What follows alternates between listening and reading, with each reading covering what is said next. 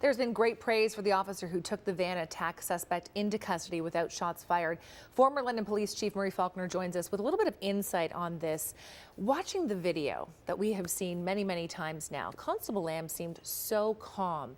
And I can only imagine that it's a difficult thing with early information being the first to the scene. Can you give us some insight on what you saw? Because the adrenaline must be pumping. It must be so difficult to stay calm. Well, first of all, I'm sure the officer wasn't calm. He did an excellent job, but I will say he did what he was trained to do.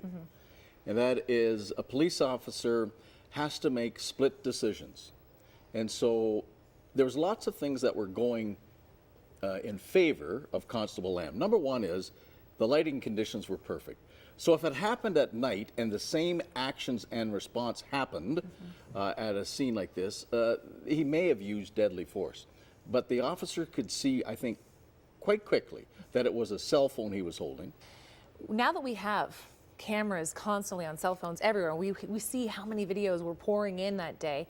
Does that make an officer's job harder in a situation like this, knowing that his every move and his every moment was going to be scrutinized later?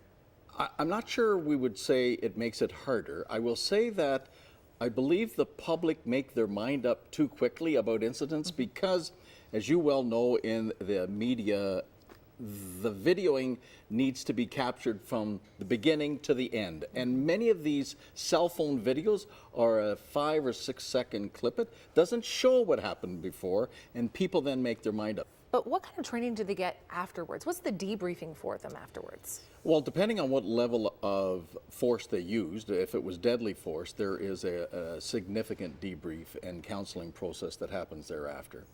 I would think in a case like this, it will depend on Constable Lam's what he feels he's need. He will be given an opportunity to seek counseling.